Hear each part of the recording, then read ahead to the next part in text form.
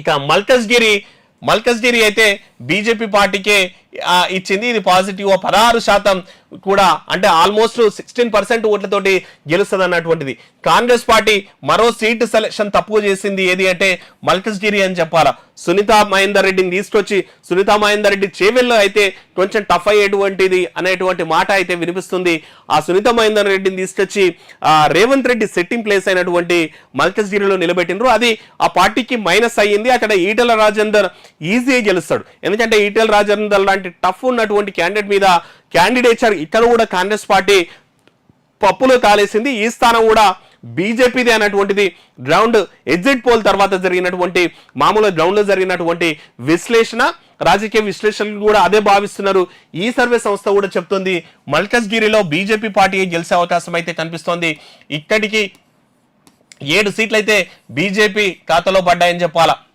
BJP ఖాతాలో 7 సీట్లు దీంతో పడ్డాయి అన్నటువంటిది చెప్పాలి. ఇక సికింద్రాబాద్ బీజేపీ ఇక్కడ కూడా క్యాండిడేట్ సెలెక్షన్ అనేటువంటిది రాంగ్ సెలెక్షన్ అనేటువంటి మాట వినిపిస్తోంది కాంగ్రెస్ పార్టీ నుంచి.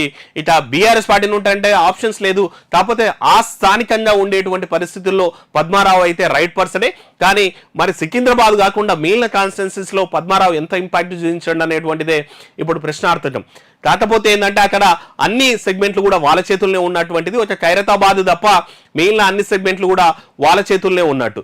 కానీ దానం నాగేందర్ కూడా మరి ఎంత ఇంపాక్ట్ చేసిండు అనేటువంటిది ఇది ప్రశ్న అవుతుంది. ఇక్కడ కూడా 2% ఓట్లతోటి అయితే బీజేపీ పార్టీ గెలిచే అవకాశం ఉంది అన్నటువంటి మాట అయితే మనకు స్పష్టంగా కనిపిస్తోంది. ఇక చేవెళ్ళ కూడా ఈడ కూడా క్యాండిడేచర్ మైనసే అవుతుంది. ఇక్కడ కూడా బీజేపీ పార్టీయే గెలుస్తుంది అన్నటువంటి మాట అయితే మనకు స్పష్టంగా తెలుస్తోంది.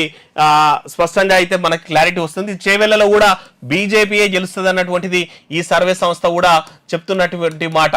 ఇక్కడ కూడా ఏంది అంటే రంజిత్ రెడ్డి మీద బీఆర్ఎస్ పార్టీలో ఉన్నప్పుడే యాంటీ ఇన్క్యుబెన్స్ అయితే బలంగా ఉండే. అట్లాంటి పరిస్థితుల్లో చివరి నిమిషంలో రంజిత్ రెడ్డిని తీసుకొచ్చి ఇక్కడ నిలబెట్టిండ్రు. రంజిత్ రెడ్డి కంటే ఇంకా సునీతా మహేందర్ రెడ్డి వాళ్ళ ఇంటనే ఇంకొంచెం ఫైట్ ఉండేదేమో అన్నటువంటి సునీతా మహేందర్ రెడ్డి మల్కజ్గిరికి అయితే యాప్ట్ అయ్యేటువంటి కాదు అన్నటువంటి పరిస్థితి అయితే వినిపించిండే. మరి రంజిత్ రెడ్డి ఎంతవరకు ఫైట్ చేసిండు.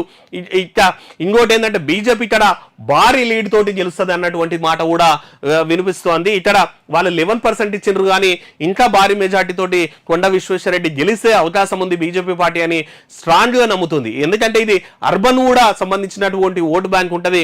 అయితే అర్బన్ లో మొన్న బీఆర్ఎస్ పార్టీకి బలంగా కలిసి వచ్చినప్పటికి కూడా ఇది అర్బన్ తో పాటు మహేశ్వరం, కందుకూరు లాంటి కూడా సెమీ అర్బన్ ఏరియాస్ కూడా టచ్ అవుతాయి.